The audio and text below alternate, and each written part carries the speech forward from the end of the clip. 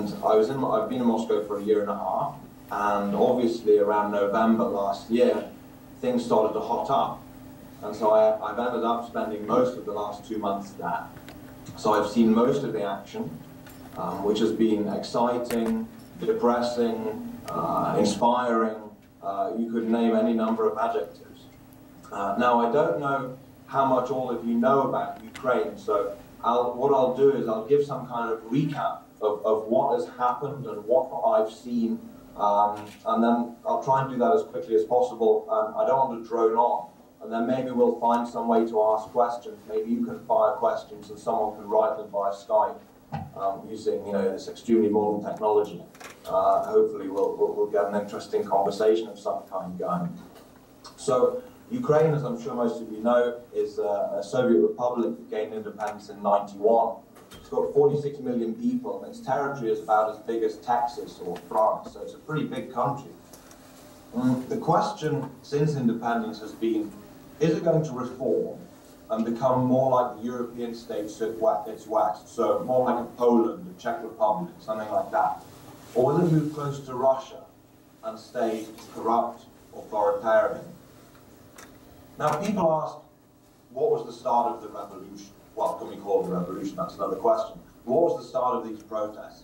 Well, for me, I was thinking about this the other day, and I look back to Euro 2012. Now, maybe you guys don't know what Euro 2012 was. It's the biggest soccer tournament in Europe. It happens every 4 years. It was staged in Ukraine and Poland in 2012.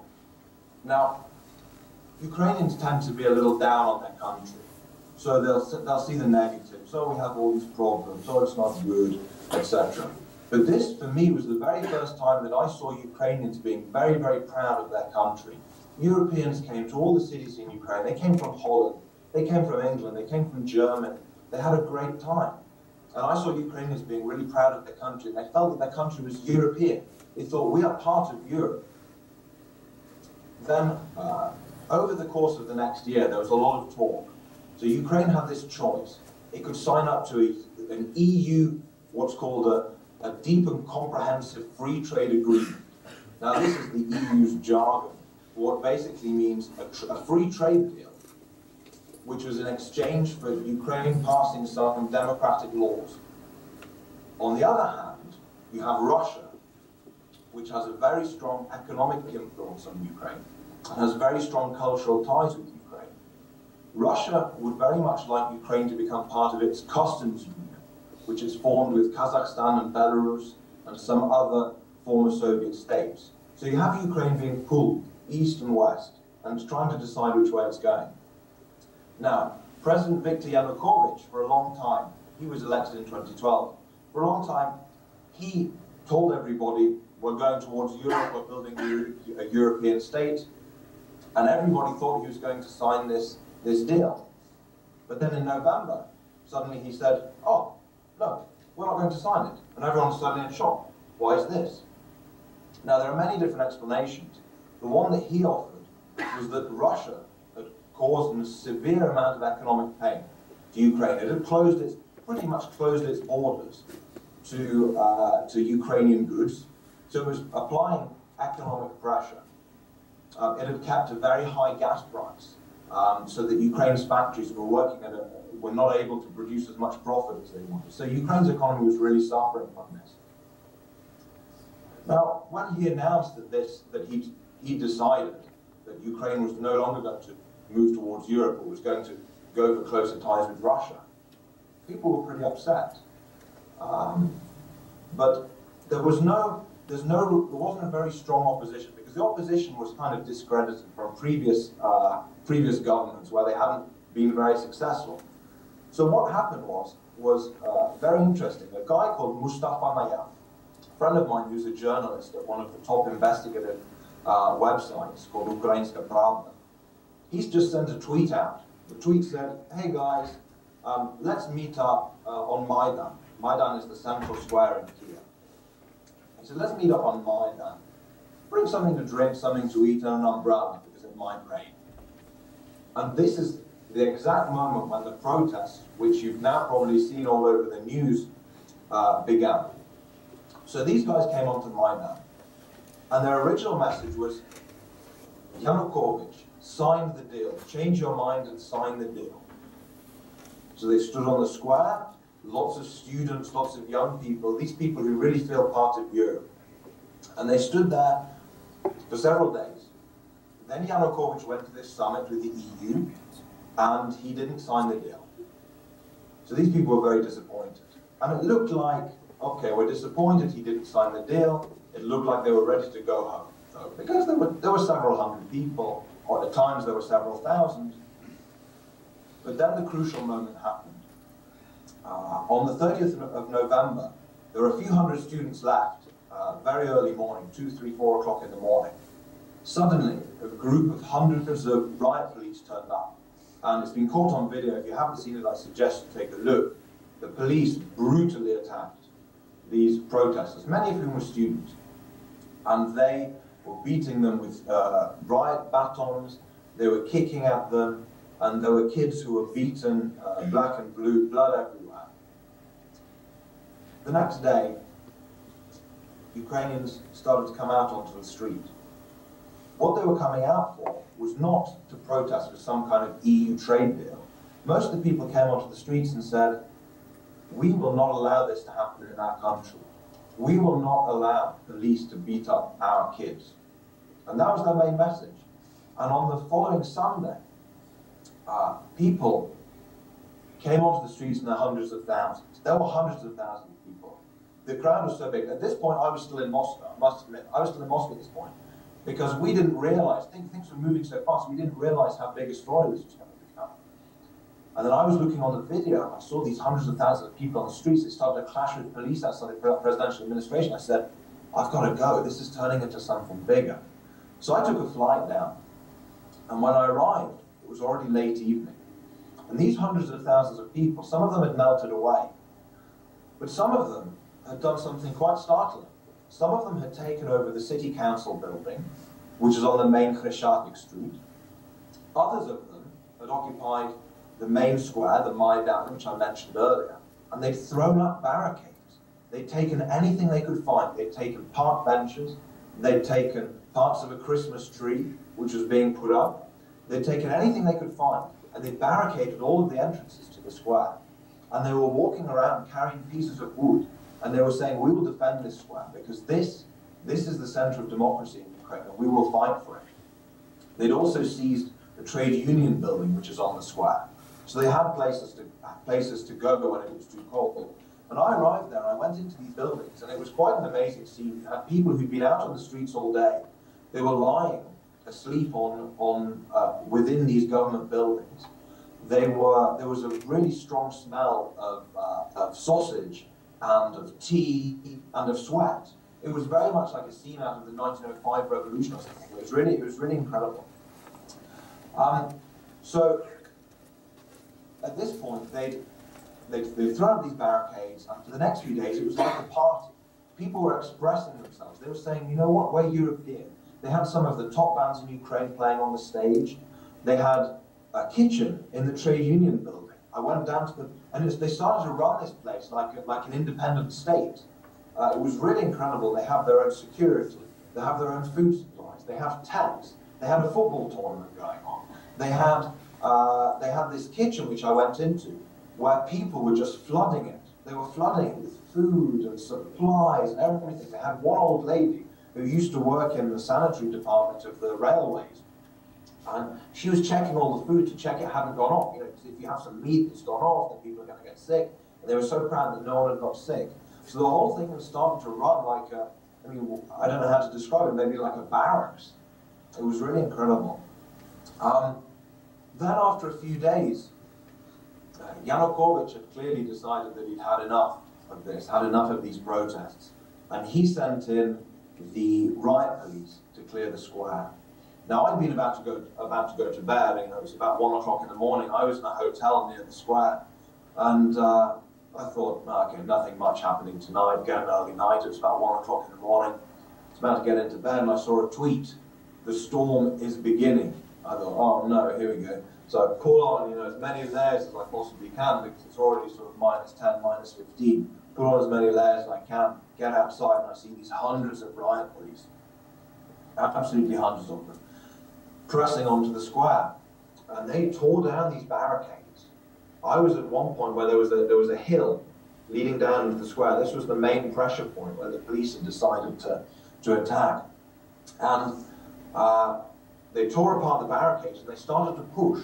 They'd clearly been instructed not to use their batons. Because remember, Yanukovych can't annoy the Europeans too much, because otherwise he'll have to deal with Russia on his own. So he has to try to keep his options open. So he decided to try and push these people off the square. Now, I've been in Moscow a lot. I've been in Belarus, authoritarian regimes. In these countries, when the police attack, people run, normally. In this case, the people stayed on the square, and they were shouting in Ukrainian, together and to the end. And they were saying, we're ready to fight, and they fought. And they gathered together, and all of this time, more and more people were pouring onto the square. There were people getting phone calls. Hey, you know, get onto the square, we need to defend. So people were coming in, getting their shoulder in to push against the police. And eventually, they managed to hold off this police attack. And they negotiated some kind of truce, and the police retreated. And this was seen as kind of a big victory for Maidan.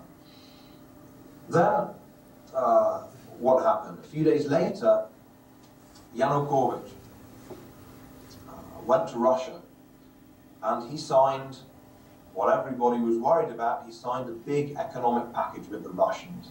It was a $15 billion loan, plus a big discount on the price of natural gas, which is very important for households in a cold country and for businesses.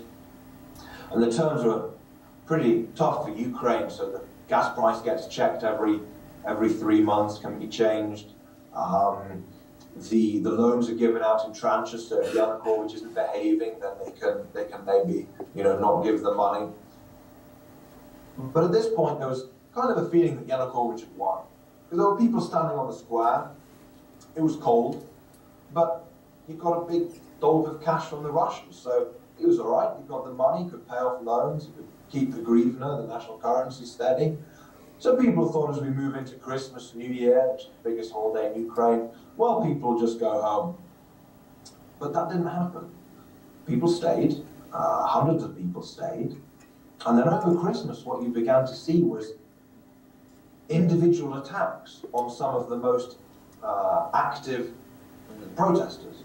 So a very active journalist Tatiana Chorovol was attacked in her car. She was beaten up. You may have seen the pictures. Her face was swollen. She had a broken nose. She looked terrible. She was run off the road and beaten up by some unknown guys. You then had another guy, another Kiev activist called Ihor Lutsenko, who was kidnapped from a hospital. With another activist, he was beaten very badly. And the other guy was beaten and eventually killed. Now, no one knows who did this. These were unknown guys, but obviously they're attacking activists. So, you know, one can make one's own conclusions. Now, after all of this, Yanukovych clearly decided to move to shut this down. He had Parliament pass some very, very strict anti-protest laws. So they criminalized slander. They made almost any kind of protest punishable by very, very long prison terms, big fines. So they basically outlawed any kind of dissent. Now, this would be around the middle of January, and suddenly the lid just blew off. A group of radicals, calling themselves Right Sector, went on the attack. They said, you know, standing on the square has not brought us any results. Because Yanukovych just simply ignored the square, signed the Russia deal, made these very tough laws. He simply ignored the square. So the radicals said, right, we're going to attack. So they began some scuffles with police. And by the evening, it had turned into a pitched battle with, on the one side, protesters throwing Molotov cocktails, and they were tearing up cobblestones and throwing them at the police lines. And on the other hand, you have the police firing back with tear gas and also throwing Molotov cocktails back. Now, there's been a lot of reporting about these guys being these extreme right-wing guys. And yeah, there's certainly an element of that. But what's been most interesting is that these people have been joined by perfectly ordinary people. I spoke with guys there who were security guards, people who were builders, or lawyers even, people who are simply very angry at what's happening in their country. And what you had over the next few days was back and forth over the front lines. You had police charging with batons, police firing rubber bullets, and protesters fighting back with improvised sticks, clubs, Molotov cocktails, cobblestones, anything they could get their hands on. But the people held firm. They built bigger barricades. And although the freezing cold is obviously pretty tough when it gets down to -15, -20, it does have its advantages in that you can build big snow barricades. So what they eventually did was they got a bunch of these, you know, what you'd normally make sandbags out of, these kind of building sacks, and they just filled it up with snow. And they had literally hundreds of these things. Hundreds of these things. They built them all up to defend from the police. Built them bigger and bigger and bigger as this confrontation was going on. Now, at one point, 2 protesters were shot and killed, and later a 3rd one died. And this was really a turning point, because Ukrainians are very gentle people. They're very nice people. But when you kill, they become very angry, which is understandable. And what happened at that point, when you have all of this violence, is people not only in Kiev, but in the rest of the country start to rise up. And suddenly, within one day, all of these government headquarters in regional capitals in the west and in central Ukraine, in Lviv, in Ivano-Frankivsk, in Ternopil, in all of these cities, they were bang. They were taken over by protesters. They were pushed out. And this changed Yanukovych's thinking, because suddenly he lost control over half of his country. So previously he just ignored the protesters, but suddenly he thought, hang on, lost control of half of my country, better do something about it. And he offered his first concessions, which was a big wow moment. He offered the opposition the post of Prime Minister and the post of Deputy Prime Minister. The opposition, after a bit of umming and ahhing, realized that this was probably a trap. This was probably a trap, because in Ukraine, the government system is such that the government really doesn't have, the cabinet doesn't have much power. So individual ministers don't have much power. The president has all the power. So in fact, they could have gone into government. Yanukovych would still have been president. And they wouldn't really have any power, but Yanukovych could say, oh, look, I made these concessions, made a compromise, I love peace, etc., etc. So they refused. So what's the situation we have now? Now is a bit of a stalemate. Yanukovych, I think, realizes that he can't use violence to clear the square for two reasons.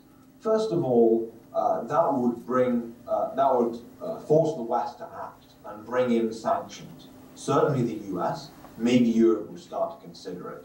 Because, as I've described, the square is very well defended, so there would clearly be some real violence. There would be a lot of deaths if they did try to clear the square, because these people are ready to fight. That's the first reason. The second reason is that it's a big risk, because you're taking a big risk on the loyalty of your police, on the loyalty of your army, and the fact that your attack will be successful. And as I've just described about the regions right now, the big risk would be that he would start some kind of confrontation that he would not win. And if he started that confrontation and didn't win, well, we've all seen in the Middle East how that can end up. Middle East and North Africa. On the other hand, he can't really make concessions because that would make him look weak. And the region is full of these macho rulers, people like Putin, people like Lukashenko in Belarus. These are tough guys. You don't give in to your opponents. So that's not really an option for him either. So he's really in a bind. People ask me all the time, because they know I know Ukraine pretty well, they say to me, so James, what's going to happen? I come back to Moscow just for a few days to gradually say, oh James, what's going to happen? First thing I say to everyone is, I don't know.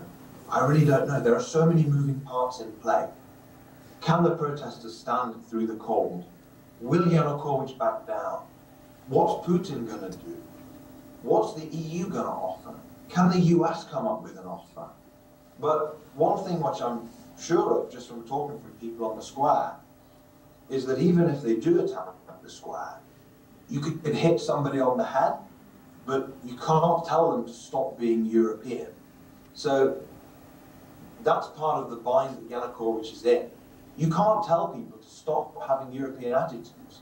You can try to repress them, but you can't change the way people think. And so that Ukraine is irrevocably changing, but how quick that change will be depends on what happens in the next few weeks. Now, that's just an overview. I hope it's been interesting for you. I hope you've got a bunch of questions, and I'm happy to answer any of them. We can find some kind of format to get the questions to you. Folks, if you just joined us, this is a panel on events in Ukraine in the last several months. We've got James Marson on the line. He's the Moscow Deputy Chief of the Wall Street Journal. We'll go ahead and take some questions before we introduce our other panelists. Maybe a couple before we turn James loose. Anyone have any questions? Yeah, Ray. In 1991, President Bush Sr. went to Kiev and gave his famous Chicken Kiev speech, where he told the Ukrainians to stay a part of the Soviet Union. Today, do you think that the Ukraine will stay together, or should U.S. policy be to recognize a Western separate Ukraine? Read that last part. Do you think the U.S. should now begin to recognize a divided Ukraine?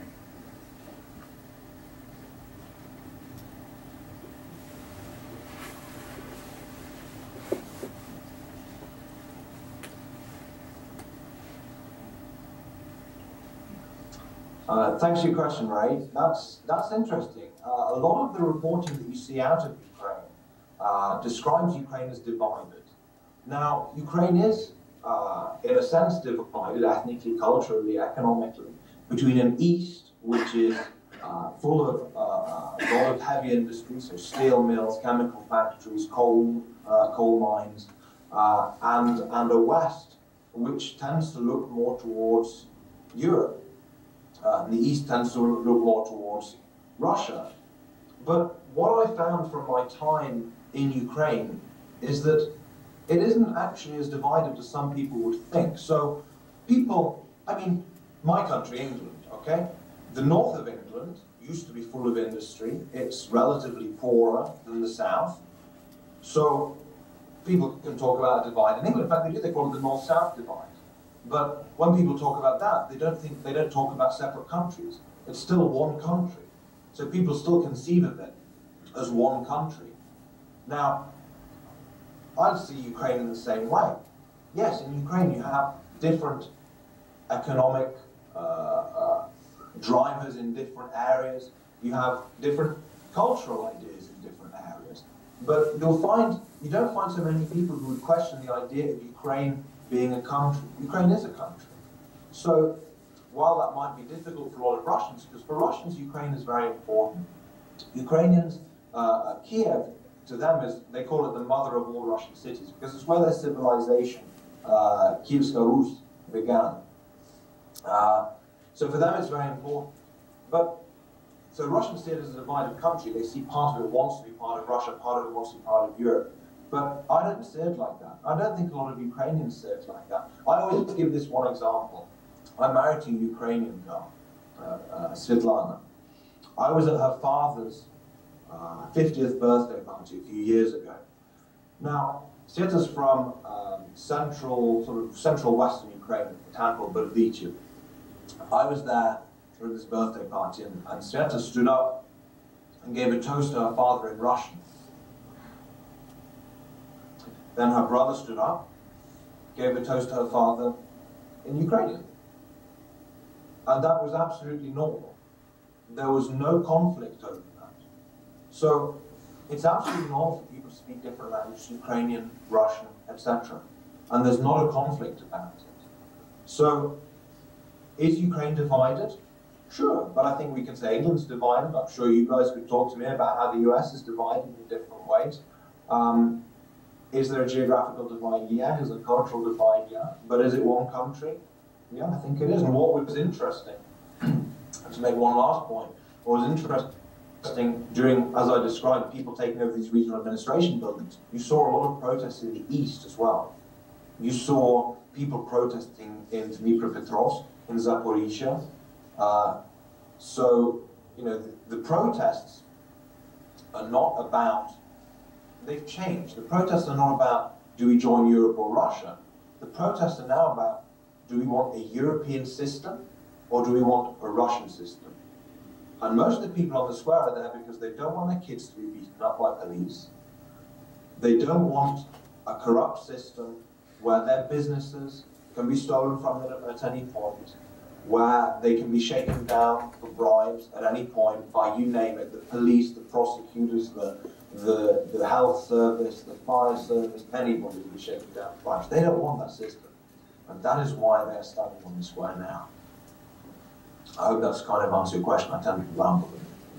Okay, we can take one more question. Yeah, go ahead.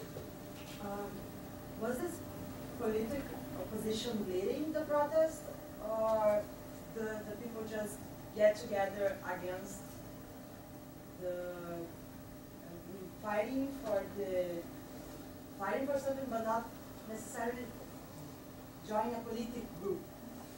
I'm not sure if I would be.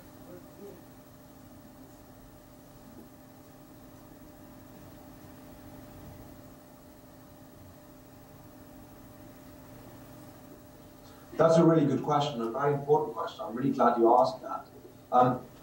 The protest developed in a really interesting way. As I hinted at before, the political opposition had kind of lost a bit of its shine. It was led for a time by a lady called Yulia Tymoshenko, who you may have heard of. She's very famous for this gold, this sort of blonde braid she had around her hair. She was a very strong speaker, but she was put in jail in 2011. A lot of people think it was a politicized trial. Yanukovych was trying to get rid of one of his opponents. Now, a lot of people in the opposition became seen as tainted figures because they'd been in government before.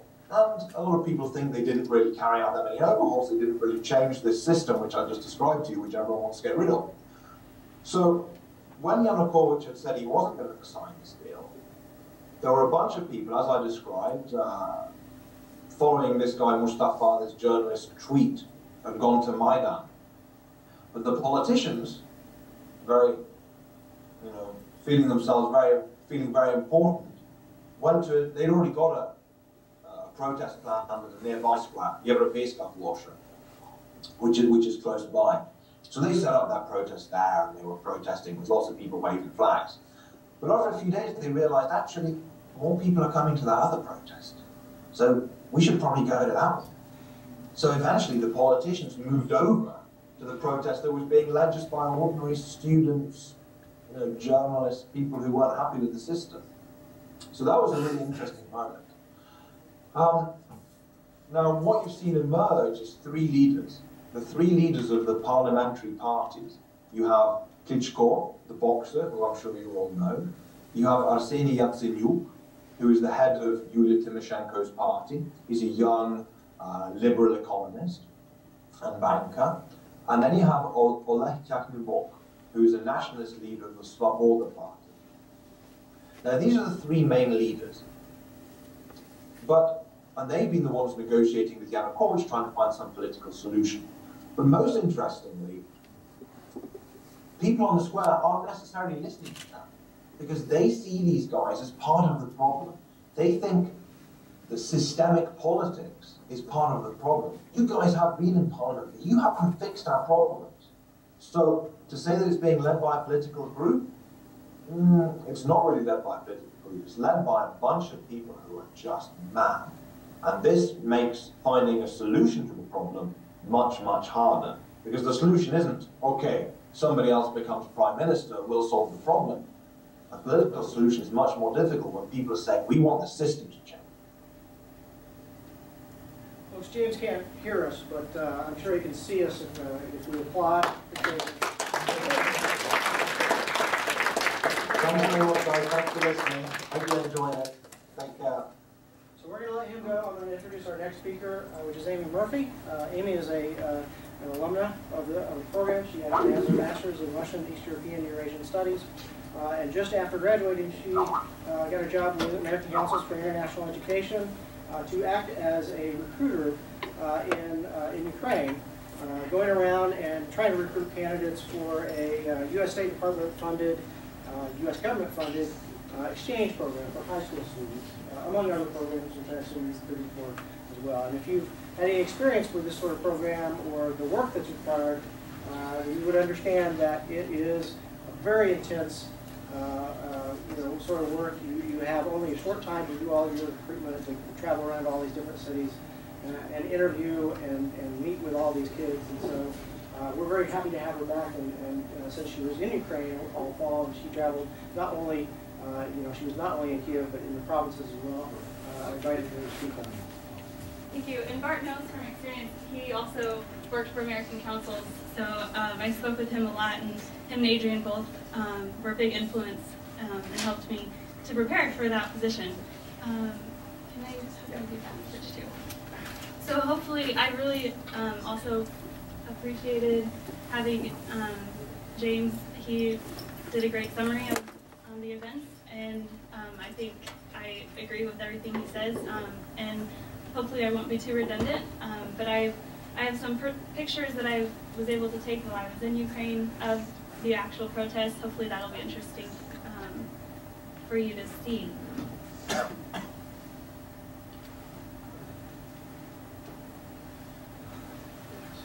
All right, so I'll start just by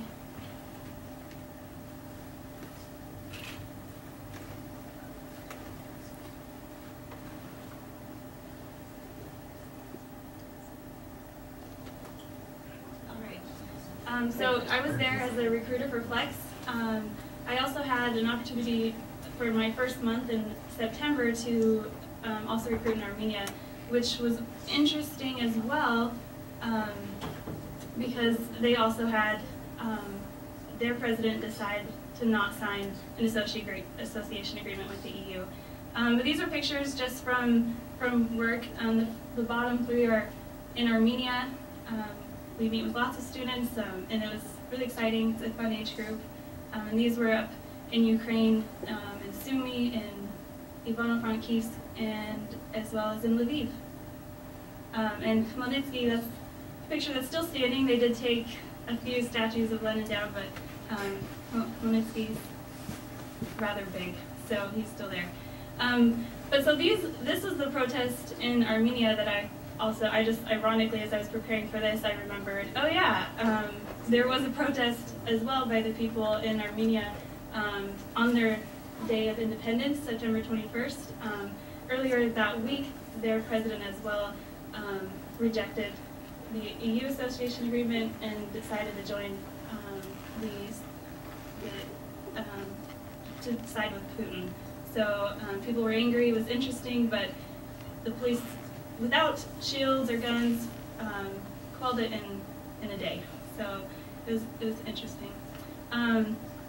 So November 21st, Azarov announced that Ukraine would not sign the EU association agreement, and that's what, as you've heard, sparked the beginning of the protests. I was actually in Ivano-Frankivsk recruiting there. It's a city out in western Ukraine, very beautiful, very historic city. And it's also known for a very strong national sentiment there. And so that night, November 22nd, we went out and on their square, it's also very beautiful. There were crowds set up, they had speakers, there were people already just discussing and people presenting just their feelings for the European Union. Down here in the bottom, kind of small, but it says Students for the European Union.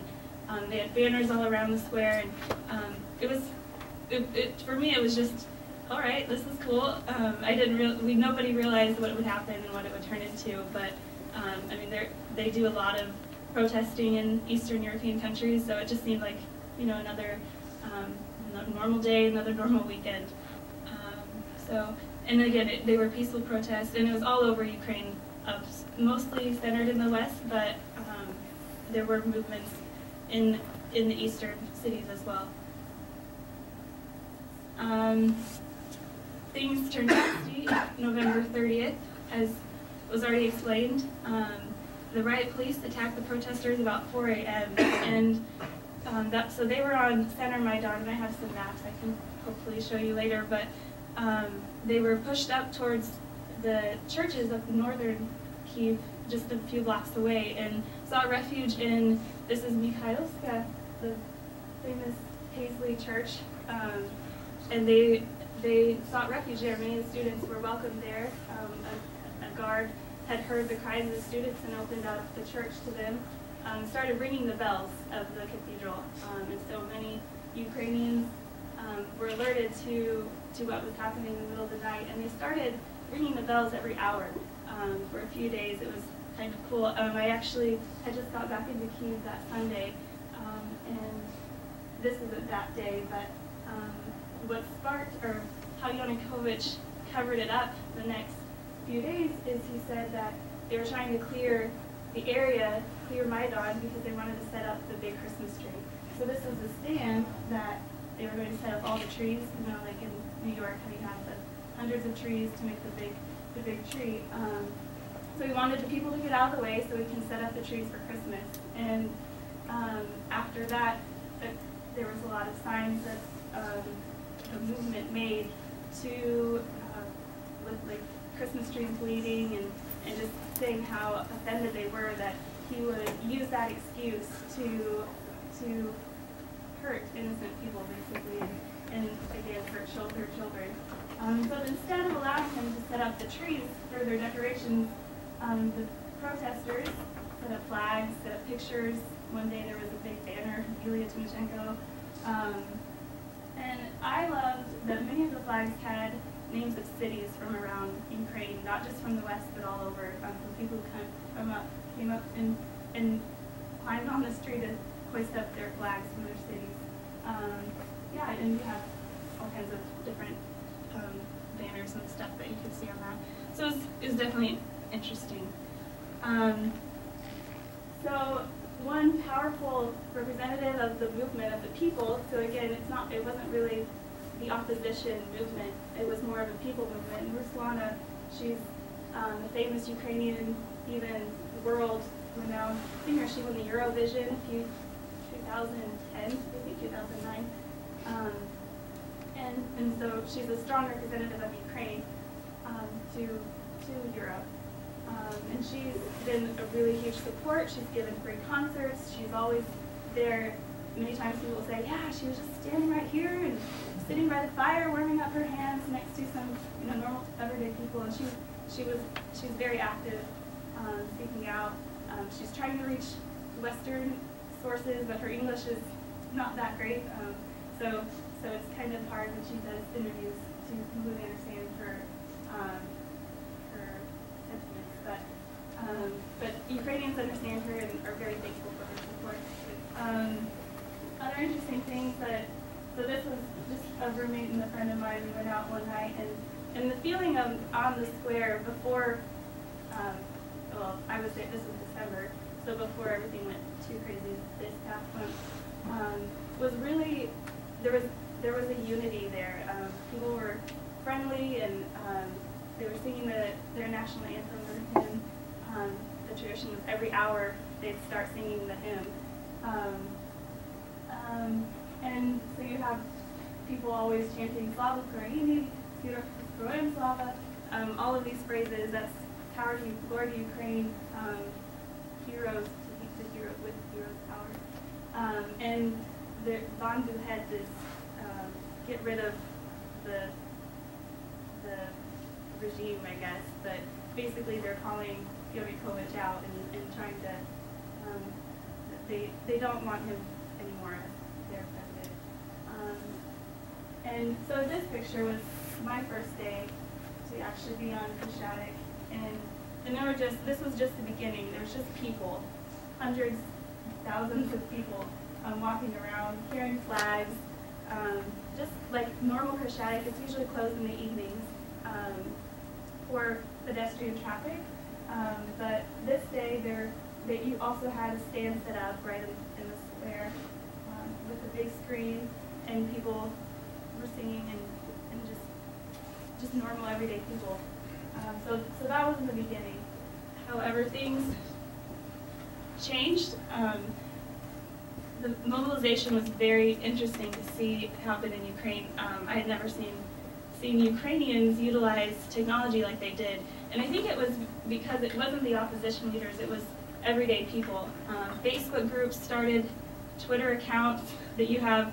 These are the three, probably the three biggest Twitter accounts that you have. There's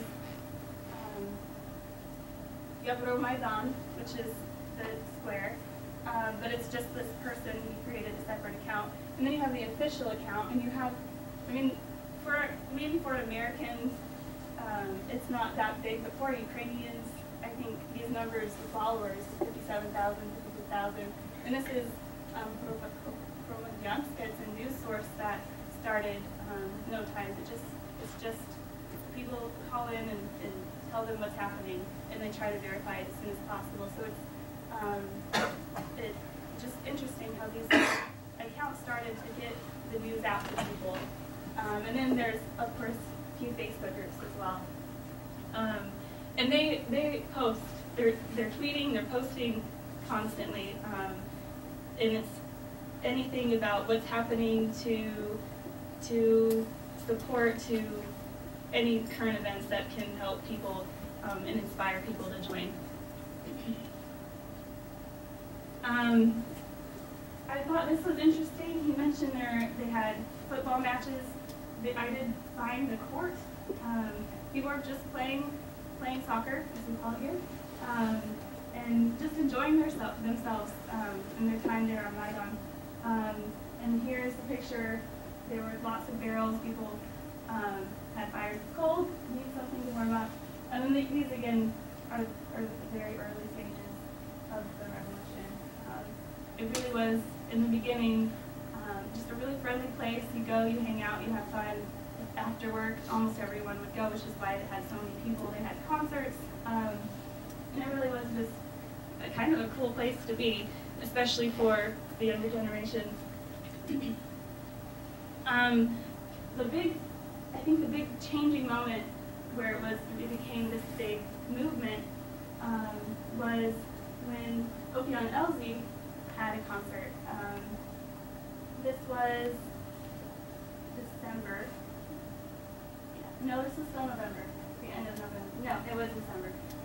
And he's a famous Western Ukrainian. It's a very interesting story. I'm not sure if he finished his master's, but he comes from a very well-known family in Ukraine. His father was Minister of Education. He has a PhD. Oh, okay. Okay. That's right. And so very well-known family, a very political family from Western Ukraine, and one of the most popular rock bands as well.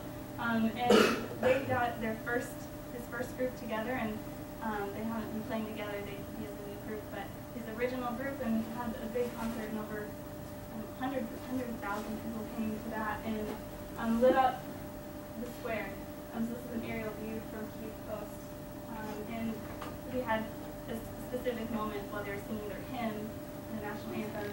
They lit up their cell phones and had this very meaningful moment that really united the people. And if you hear Ukrainians who were there, I was sadly in Uzhhorod, so I couldn't be there, but I watched it on YouTube with my assistant because it was, of course, broadcast on YouTube. And it was a very powerful moment that really united people. And to see this, to see the results of that picture, and to be there as well, to listening to one of their favorite rock bands, Maidan, to support this movement. Another interesting thing he mentioned, there were kitchens. This is just outside. They have volunteer organizations preparing soups. They called it Yavro Borscht. So it's just borscht, just Europeanized. It's all free. You can take a cup, help yourself to tea, sandwiches. There's lots of different stations around there. So really, it was kind of like a fair, a festive atmosphere. They had volunteer medical help walking around. I don't know. While I was there, I didn't see any injuries. So was kind of just to show that it really was their own independent organization that they could support themselves. And it did make you feel safe and secure. They had security. Oh, this is friend Borscht. Okay, I'll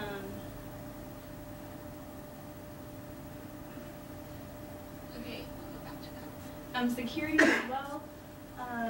I found this entertaining. It's cigarettes for the guards. And you donate cigarettes for the guards. And you can see it's full. They had other boxes for donations. Students would collect just money. I remember one box that grandma putting money in and saying, "Students, you're great," because obviously grandma's not going to stay all night to support the protest, but she'd give money to the students who are basically staying there. So it was interesting. So these are pictures of some of the guards, just normal people who wanted to show their support. Okay, this was an infographic by an organization that's been created to support the protest. And this is the early part. They wanted to show people who was participating. So you have 50% of your people from Kyiv, 50% who came from other places. And you have the ages, 38% 15 to 29, 49% 30 to 54. So that's your big working class group, and 13% 55 and older. And this is a very accurate number. This is the level of education. People, 64% with higher education, so have graduated from a university. 22% middle education or high school education, and 13% haven't finished, and 1% they're just too young to count. So one of the things about the protesters is they were a very educated group. It wasn't just just your random people who wanted to show their angst to their government. It was people who really had good jobs, good education, and were really serious about seeking change in their government. One other interesting side to this, I mentioned the Euro Borscht. There were advertisements. This is up top here onto the metro, right? So these are the barricades. So this is to the metro, to Maidan Nezalezhnosti, which is right in the center. You have an advertisement that says Ukrainian and European food. So this European phrase was used a lot as this became more popular. And the business went on as usual on Kashadek. It's a very busy street. That's where you have a lot of malls, or a lot of stores, and a lot of the ritzy stores. They didn't close. They're still open. And you also have the people selling their flags, the European Union stars, and so that was very interesting. So this picture is just right on Kashadek. You have the barricades right there out to a sushi restaurant with. Right here is the stairs that, so you still have access to all of the restaurants. And I was fascinated that all of these stores were still open, running business. There was no loitering. I mean, no, what's it called? Like, nobody broke in. Everything was safe and secure. It was a very controlled area. Amy, I'm going to have to ask you to wrap up so we can move on to... Okay. I will just run through the pictures that I have at the end. Just one interesting story. I went out to Lviv and to Uzhhorod, which is far west, where some of the biggest supporters of this movement are.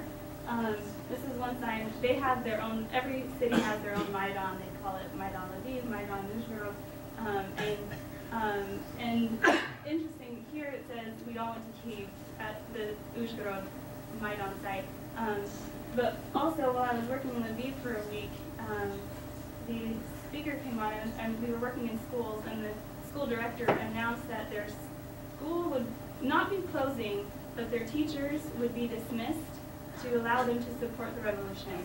So teachers did not have to be present, and they asked their students as well to support their teachers, not causing disruptions, or and to support the movement in their own way by allowing their teachers to go to Kyiv, to go out and to support this. There were money boxes set up in all the schools to support trips, people traveling back and forth.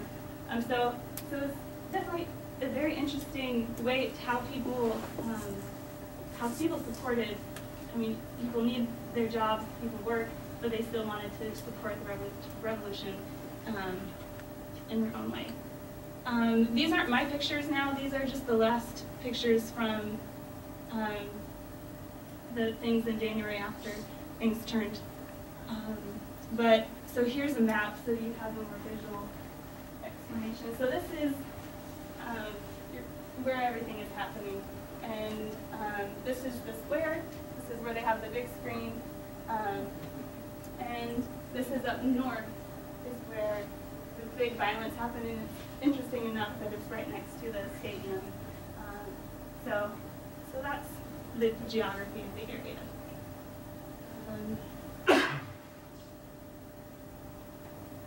And I will end with this picture. It's one of my favorites. A famous guy made famous basically because of the protests. He's been taking and documenting a lot of the protests by through photography, and this was taken a few weeks ago, and it's just a very hopeful picture for the protesters and for the movement. So yeah, that's all I have, and hopefully it was interesting. So thank you.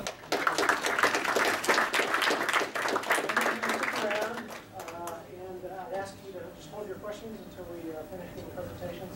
Our next speaker up is Dr. Tsiovkh, who is head of Ukrainian Studies here at KU, runs the capstone course, teaches a number of different courses on area studies as well as Ukraine, the borderline specifically. I might point out that the University of Kansas is one of just a handful of universities nowadays that has a Ukrainian Studies program offering both area studies courses as well as language courses to accompany it.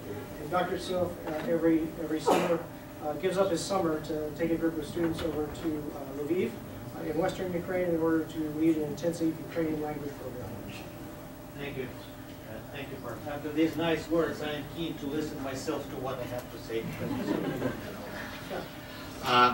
First of all, it's nice to see so many people on this warm, sunny, nice day and everything that you made it, brave the snow and all. The topic, of course, is very serious, and I am grateful that James and Amy shared their perspective. Bart asked me to give the so-called big picture. I do not know how big or general it will be, but I'll try to make some generalization in the end, and I will try to keep my comments very short so that we have time for really dialogue, questions and answers. So first of all, in the State of the Union address by President Obama on the 28th of January, there was one line on Ukraine. In Ukraine, and I quote, "We stand for the principle that the people have the right to express themselves freely and peacefully and to have a say in their country's future," end of quote. You realize that if any country, any events in any country would be mentioned by the State of the Union address by the President of the United States, it means a lot for the strategy, for the policy of the United States, for the situation in the world and so on. So that already puts it onto a very high level of priority. And I will try to give a very, very brief background of very recent events like landmarks in Ukraine's recent history, and then talk about the current events that are called revolution or protests or wave of protests or times of turbulence or whichever way you might call them. So as you know, immediately after Ukraine's independence in 1991, where there was a landslide vote, over 90% of the electorate voted for independence, there are some interesting events in recent history. every 10 years, every decade, something big is happening. I will try to see why. Because if you think of 93, 94, that same period, winter and then early spring, there was dissatisfaction with the government.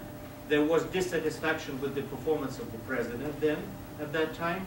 And there were very vocal discussions, almost getting physical in the parliament.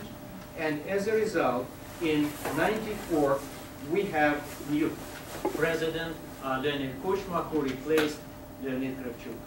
Exactly 10 years after that, 2004, people remember it, the Orange Revolution, when for the first time the citizens in large numbers protested in the very same square, which the name is Nezalezhnysk, that is Independence Square, now called Maidan, and they call it Euromaidan, to really protest the rigged voting, and they managed to get to the point that there was real repeat or re-vote or re-election when President Yushchenko was elected. Exactly again 2004.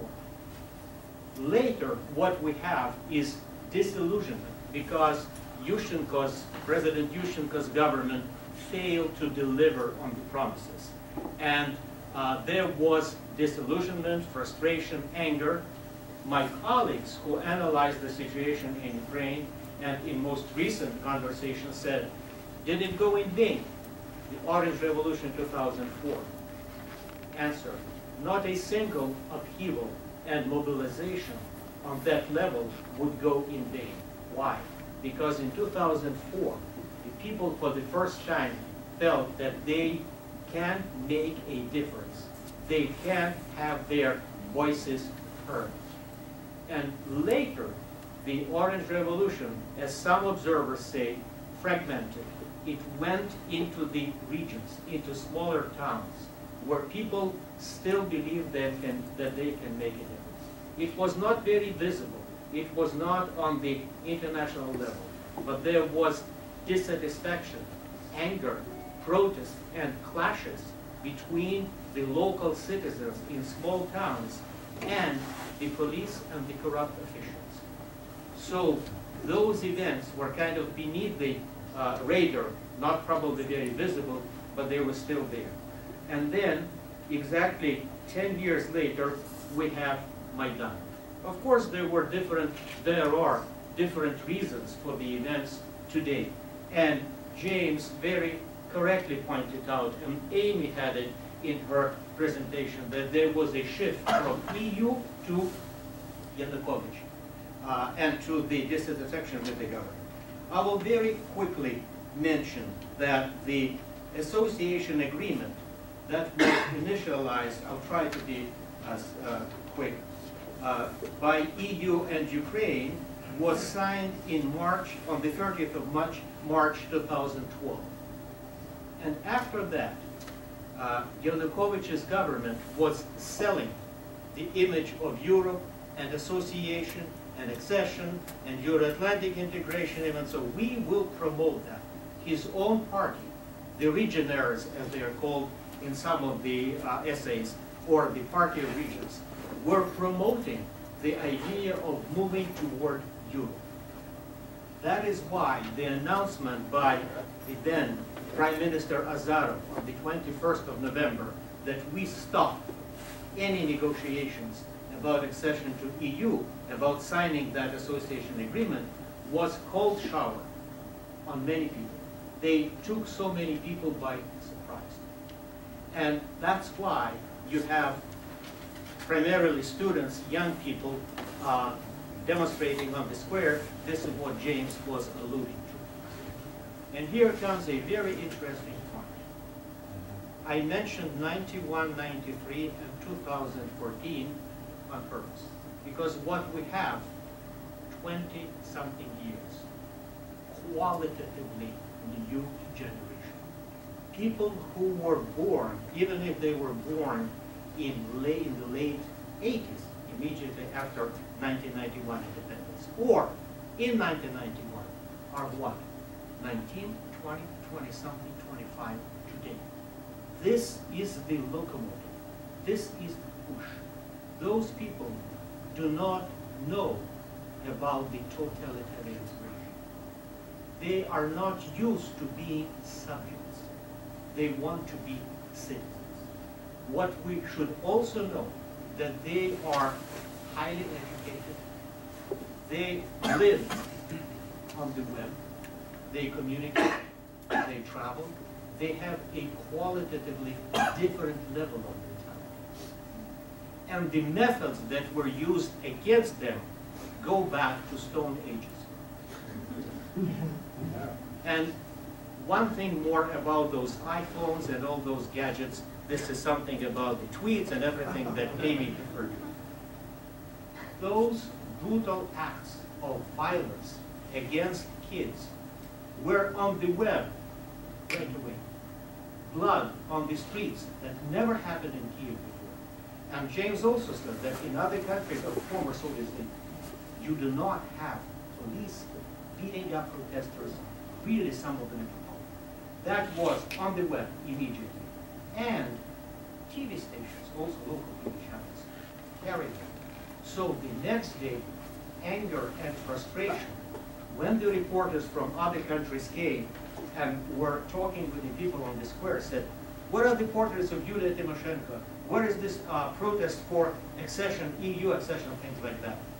What they heard from the protesters, your proverbial rank and file people on the street, dignity, гідність, достоинство, both in Ukrainian and in Russian. We are for dignity. This outrage and anger against the family, Yanukovych and his cronies, was very much on every person's mind. Naturally, Western Ukraine was for EU accession. Eastern and Southern was not so much for that. Now, if you have this, what Ray alluded to, East-West divide, naturally, it is there. You have civilizational divide in Ukraine. I have no time. If you want to have a lecture, a boring lecture on that, please come to my class. It's right there. Of course, nobody denies that. But what you have and what you hear on the main square, Maidan, is the Ukrainian language, Russian language, all mixed up. It's not that. And I asked Clark, who has, by the way, some of the most amazing pictures about Maidan, is like a battle zone today. It reads here, I am a Russian-speaking Ukrainian nationalist. Gang, the gang, out. Very interesting. I am a Russian-speaking Ukrainian nationalist, i.e. Ukrainian being civic definition. I like that picture. And then the protest, naturally, after the brutalities by Berkut, which is riot police, specially trade unit, galvanized and radicalized the protesters. That's why you have Molotov cocktails, that's why you have tires being burned and so on, and that's why you have real battles going on. There were several other facts. On the 24th of December, and it was mentioned here, James mentioned, Tatiana Chernovol was beaten by the hooligans, pulled out from her car. Pictures all over on the internet. And then you have on the 22nd of January, which is symbolically the day of independence of Ukraine, because in 1919, 22nd January, the Fourth Universal, I don't want to get into history, proclaimed total, complete independence of Ukrainian People's Republic. And in next year, again, on the 22nd of January, there was a reunification of Ukrainian People's Republic and West Ukrainian Republic. In other words, a major positive. And on that very day, a strong guy who carried a wounded reporter several days before the Maidan helped her and so on, and his picture was everywhere, was stripped naked by riot police, and that picture traveled all over the world. And of course, there was something absolutely not inhuman, but subhuman, how you treat a person like that. And those were regular riot police in uniforms with badges and things like that. That brought about more outrage and, naturally, radicalization and fierce fighting. I will skip several points that I wanted to mention here. You have, and on January 15th, the U.S. Senate had a Foreign Relations Committee, had a special hearing on Ukraine, where you had very interesting statements and warnings that were made by Zbigniew Brzezinski and by Senator McCain. Senator McCain insisted on one word that the State Department should use: sanctions. Today, it is right there, although it was very cautious to use sanctions against whom? Against the family. Why? Because one of the points that the protesters make is that the authorities, Yanukovych and his prime minister and all the government, they made their European choice. They have billions in West European banks. They have businesses going on in Western Europe. They made their European choice. And there were all sorts of different publications, you cannot conceal so many things today, that exposed them. And businesses that Prime Minister Azarov, who immediately went to Austria, has there. I don't want to talk all about that. And the word sanctions was used there for the first time.